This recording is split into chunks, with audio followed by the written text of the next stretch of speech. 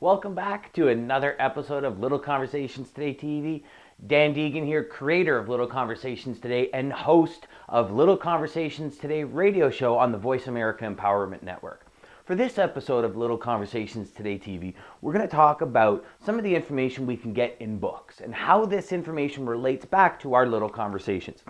If you followed our blog or if you follow any of our expert videos, we often talk about books and the amount of information that's in books.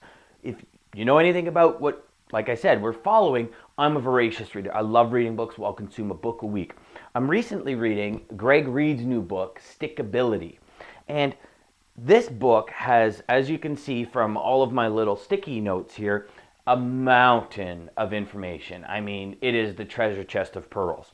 And there's one section that I'd like to read to you, and then I'd just like to go over a few points because this truly relates back to our little conversations in our head. He says, think about it. It's easy to be happy, go lucky, and make great decisions when everything is going our way, isn't it? I mean, when everything's going our way and nothing's going wrong, life just seems like it's flowing and it's great. The question is, how do we respond when a challenge comes? It's at this precise moment that who we are as people is revealed to the world. Now, did you hear the wording he said? Respond, not react. So how do we respond when things don't necessarily go our way? Well, first thing we must do is we must maintain positive little conversations in our head.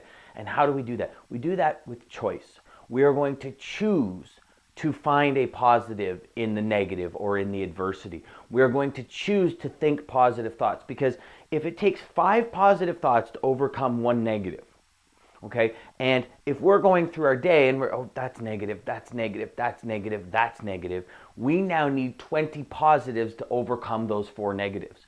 So if we choose to maintain positive thoughts, reflect back on some of the things you did that really catapulted you or that were a great springboard to your success.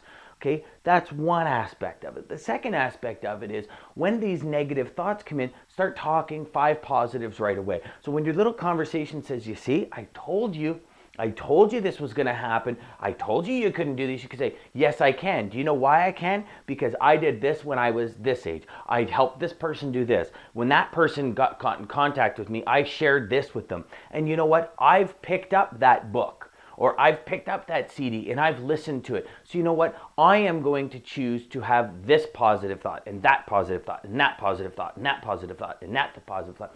And then what you could do at that point is, as my dear friend Rico Rakowski says, take 10 seconds.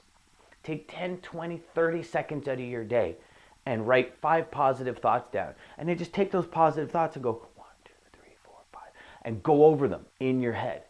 And that will eliminate that 1 negative. But you see, our little conversations are more than that. We need to continually feed our minds with those positive little conversations. Books are a phenomenal way. We encourage you, grab your books. By all means, in the comments below, post some of the comments or some of the passages or some of the one-liners you read in books that are really fantastic, that spark those positive little conversations and spark that, conversation in your head that says, yeah, you know what, when I was that age, I did that. You know what, when I did that. That's fantastic. Those little conversations can truly change your life. Remember, with 60,000 thoughts a day, the more we make positive, the better off we are. Take care. Thanks for watching. We'll see you in the next episode of Little Conversations Today TV.